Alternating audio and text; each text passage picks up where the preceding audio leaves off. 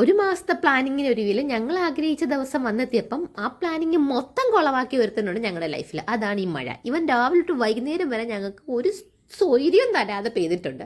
അങ്ങനെ വൈകുന്നേരം വരെ ഞങ്ങൾക്ക് പുറത്തിറങ്ങാൻ പറ്റിയില്ല. ഈ വീട്ടിനകത്ത് തന്നെ ഇരുന്നു. വൈകുന്നേരം മഴയൊന്ന് ഒതുങ്ങിയപ്പം ഞങ്ങളൊന്ന് ചായ കുടിക്കാൻ പോവുകയാണ്. ഇപ്പോഴെങ്ങാനും വരുവാവോ ഇനി. റെയിൻകോട്ടൊന്നും ഇല്ല, ഒരാൾക്കേ ഉള്ളൂ. അതുകൊണ്ട് ഞാൻ രണ്ടാളും എടുത്തിട്ടില്ല. അങ്ങനെ ചായ കുടിക്കാൻ പോകുന്നു. ചായ മാത്രമല്ല, ഞങ്ങൾക്ക് കുറച്ച് ഷോപ്പിംഗ് ഉണ്ട്, ചിന്ന ഷോപ്പിംഗ്. അപ്പോൾ ഇന്നത്തെ പ്ലാൻ എന്ന് വെച്ചാൽ ചായ കുടിക്കണം, പരിപ്പോട കഴിക്കണം. ഇന്നലെ വാഴയ്ക്കപ്പമായിരുന്നു, അപ്പോൾ ഇന്ന് പരിപ്പോട കഴിക്കാമെന്ന് വിചാരിച്ചു. ഇന്നലെ ചായ കുടിക്കാൻ പോയ കടയിൽ ചായയ്ക്ക് കുറച്ച് മധുരം കൂടുതലായിരുന്നു എന്ന് എൻ്റെ ചങ്കത്തി പറഞ്ഞതിനാൽ അവളുടെ അഭിപ്രായത്തെ മാനിച്ച് ഞങ്ങൾ പുതിയൊരു ചായക്കട അന്വേഷിച്ച് പോയി. ഇന്ന് നല്ല സ്ട്രോങ് ചായ, നല്ല അടിപൊളി ചായയും നല്ല എരിവം പരിപ്പോടയായിരുന്നു കേട്ടോ. പരിപ്പോടയിൽ ഉള്ള മുളക് അത്രയിട്ട് അവൾക്ക് നുള്ളിപ്പിന്നി കളയാനേ നേരം ഉണ്ടായിരുന്നുള്ളൂ. പക്ഷെ ഞാനെല്ലാം കടിച്ച് പഠിച്ച് തിന്നിട്ടുണ്ട്. കാരണം ഞാൻ നല്ല സ്പൈസി ഫുഡിൻ്റെ ആളാണ് കേട്ടോ. എനിക്ക് എരി ഭയങ്കര ഇഷ്ടമാണ്. അപ്പം ഞാൻ നല്ല അടിപൊളിയായിട്ട് കഴിച്ചു. അവൾ അതിന് നുള്ളി പറക്കി കളയുന്നുണ്ടായിരുന്നു അവിടെ ഇരുന്ന്.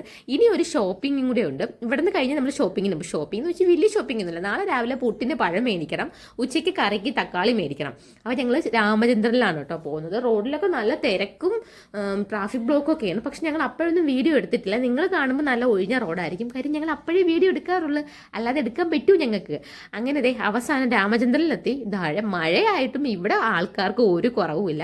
ഒരു ഡ്രസ്സ് കൂടിയല്ല, ഒരു ഡ്രസ്സ് രാവിലെ തൊട്ട് വൈകുന്നേരം വരെ നിന്നാൽ ഞാൻ സെലക്ട് ചെയ്യാത്ത ആൾ പഴം എങ്ങനെ സെലക്ട് ചെയ്യും? കഴിക്കാനുള്ളതല്ലേ.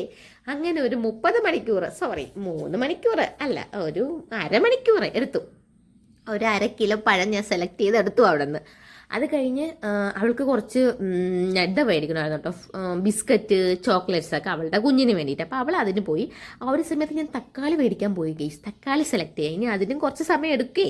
അങ്ങനെ ചെറിയ നല്ല പഴുത്ത തക്കാളികൾ നോക്കി ഞാൻ സെലക്ട് ചെയ്യാണ്. ഭയങ്കര ശ്രദ്ധയിലാണ്. ഞാൻ വീഡിയോ എടുക്കുന്നതിനൊക്കെ മറന്നുപോയി, അത്ര ശ്രദ്ധയിലാണ് ഞാൻ ചെയ്തിട്ടിരിക്കുന്നത്. അങ്ങനെ ഞങ്ങൾ ആ പർച്ചേസിങ് ഒക്കെ കഴിഞ്ഞിട്ടുണ്ട്. ഇനി വീട്ടിലോട്ട് പോകണം കേട്ടോ.